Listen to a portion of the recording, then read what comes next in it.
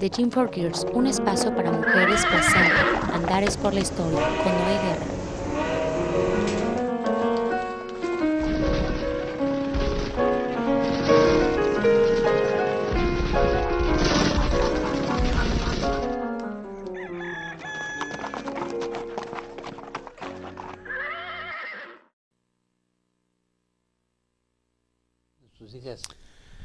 ¿Qué tal, amigas, amigos? Como siempre, un placer saludarles en este su espacio Andares por la Historia.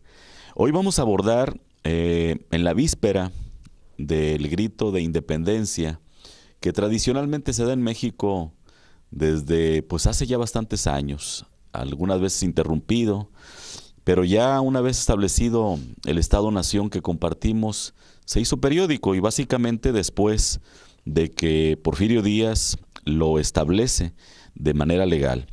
Y bueno, sobre la independencia, sobre este movimiento, hay una actuación revisionista y nosotros en esta ocasión nos vamos a meter en ese esquema, un poquito para dar respuesta a los porqués que sin duda usted se ha generado.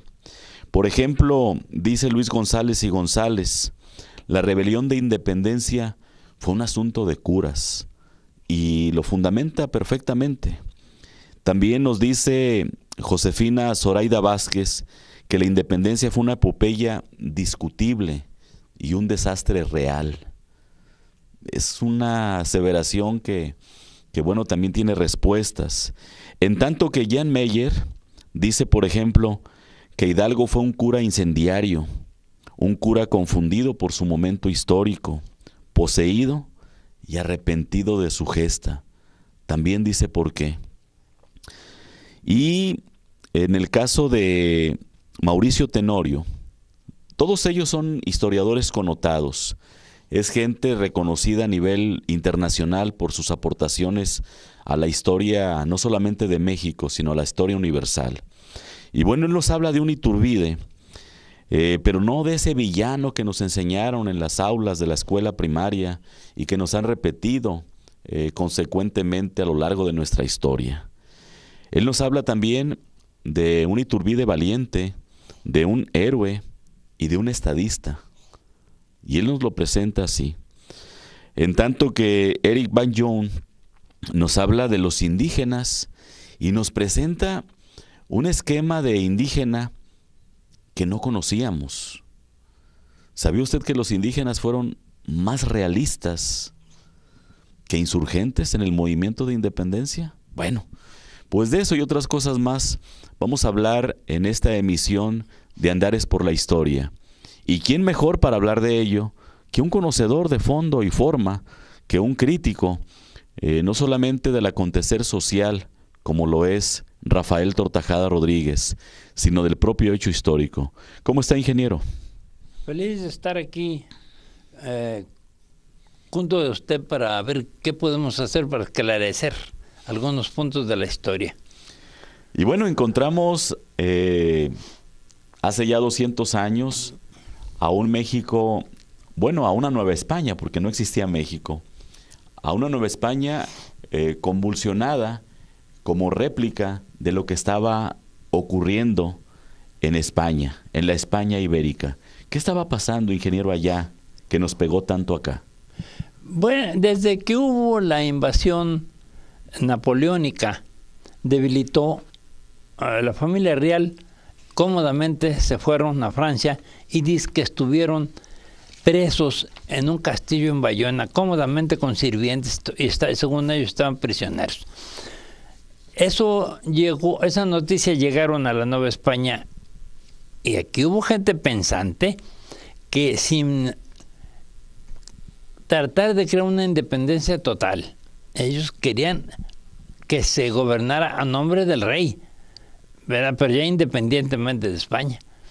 Ya no querían que hubiera esa absoluta sumisión, ¿verdad? Como fue Melchor de Talamantes, que fue el que lo planeó. Definitivamente porque antes ya había habido otros movimientos que causaban mucha inquietud entre el pueblo.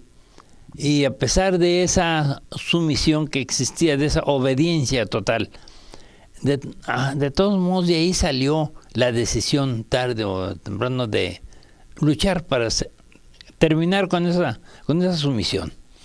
Hablamos de un ambiente confuso, ingeniero.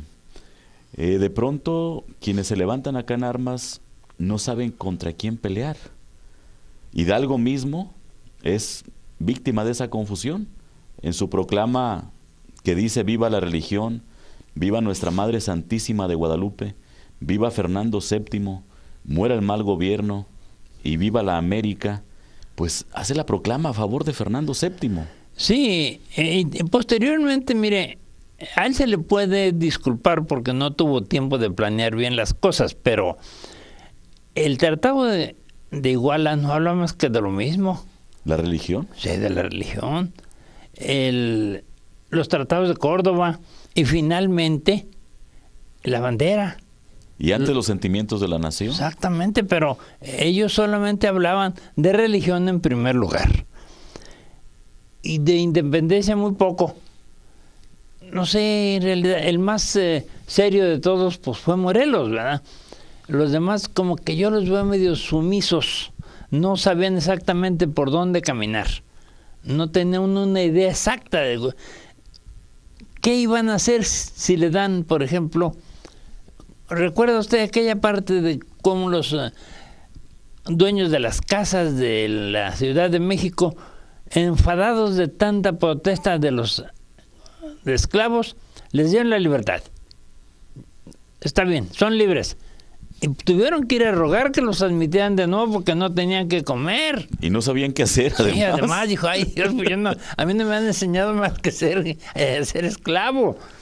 Y bueno, Luis González y González no se equivoca cuando dice que fue una independencia promovida por curas. Mire, le voy a mencionar, aquí hacerle una relación que yo me permití rescatar de los curas que intervinieron en la independencia, en este movimiento, y no fueron liderados, la mayoría, por Miguel Hidalgo ni por Morelos. Fueron curas que se lanzan de manera suelta, de manera independiente.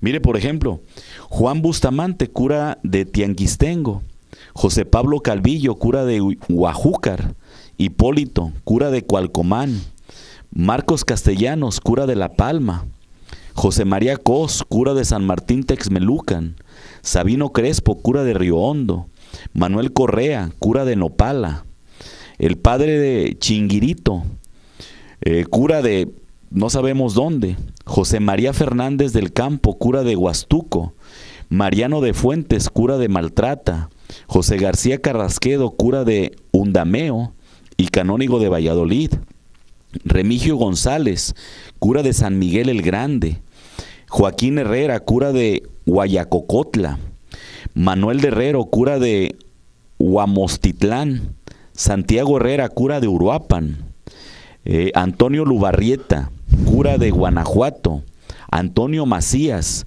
cura de La Piedad; Francisco Severo Maldonado, ese más conocido, cura de Mascota; José Martínez, cura de Actopan; Mariano Matamoros, también conocido, cura de Zongolica; también José María Morelos y Pavón, que ya sabemos, cura de Carácuaro y Nocupétaro, además de Churumuco; también Manuel Muñoz, Nicolás de Nava, él de la diócesis de Guadalajara, era mercedario. Bueno, un mercedario, Luciano Navarrete; José de Ocio, cura de Piñas, cura de Zaguayo; José Manuel Ordoño, cura de San Mateo de Piñas; José Mariano Ortega, cura de San Andrés Huitlapan; Antonio Pérez Alamillo, cura de Otumba; Antonio Joaquín Pérez Martínez, catedrático de teología en Puebla; José María Sánchez de la Vega, cura de Tlacotepec; Manuel Sánchez de Tagle; José María Semper, cura de Mineral de 14; José Rafael Tarelo, cura de San Salvador; también José Antonio Torres; José Antonio Valdivieso, cura de Ocuituco; y tenemos también a Lorenzo Velasco de la Vara y al colimense, a José Antonio Díaz, entre otros curas que lamentablemente dejaron su vida en los campos de batalla y que nadie pudo registrar su nombre. Pero encontramos pues con esto que no solamente fue Morelos y que no solamente fue Hidalgo o Matamoros, sino que fueron mucho más.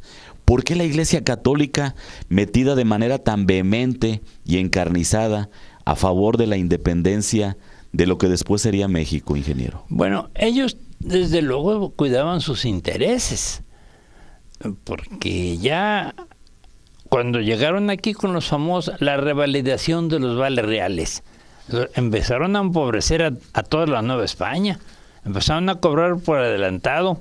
Recuerda usted que esa fue la razón por la cual uno de los hermanos de Hidalgo se volvió loco cuando perdió su hacienda, porque le exigieron.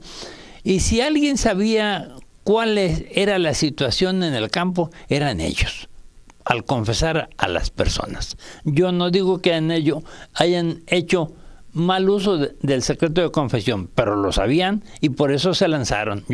Esa es mi teoría. Por eso se lanzaron a la lucha. Además, la injusticia de que ellos nunca tenían oportunidad de ser más que lo que eran.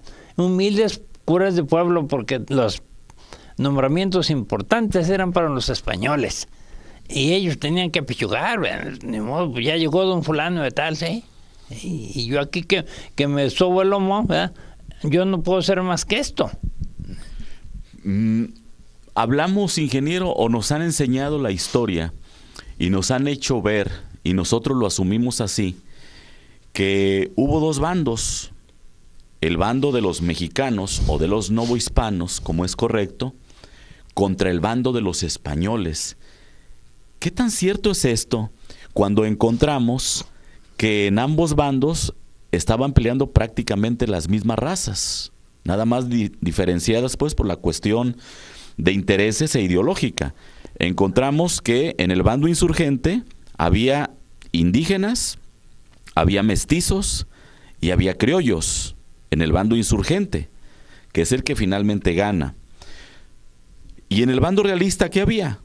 Había indígenas, había criollos, había mestizos y había españoles. ¿Por qué nos enseñaron que había un bando español y un bando insurgente, ingeniero? Yo creo que era una conveniencia oficial, pero no se puede negar la verdad que existe, aunque dé aparentemente pena mencionarla, así tiene que ser, que se conozca. Hubo enfrentamiento entre hermanos, algo así como una guerra civil simplemente, ¿verdad? Y los heroísmos de un lado y de otro, pues eran hechos a veces de valor, a veces de suerte, pero a nosotros nos han enseñado solamente a justipreciar esos hechos de los insurgentes que finalmente ganaron, y los otros por eso están olvidados. Como quiera que sea, también tuvieron valor en hacer las cosas, ¿no? Claro, aunque fíjese que caso contrario a la independencia de Estados Unidos de 1774, sí. ¿Qué fue qué de julio? El 4 de julio. 4 de julio. A diferencia de ellos, o de las colonias, 13 colonias norteamericanas, en la Nueva España, encontramos que allá los ganadores fueron los que empezaron. Y aquí los ganadores fueron los contrarios de los que empezaron. ¿Quién ganó aquí la guerra? No, y ahora están en el poder a los que se combatieron. Finalmente ellos ganaron.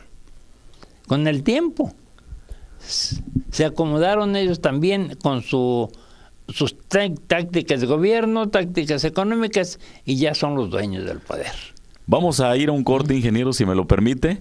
Amigas, amigos, les invito para que continúen con nosotros. Vamos a abordar al personaje de Hidalgo y vamos a tratar de encontrar quién fue realmente Miguel, Gregorio, Antonio, Ignacio, Hidalgo, Costilla, Gallaga, Mandarte y Villaseñor. Esto al regreso, además de la consumación de lo que fue el movimiento de independencia. Continuamos en Andares.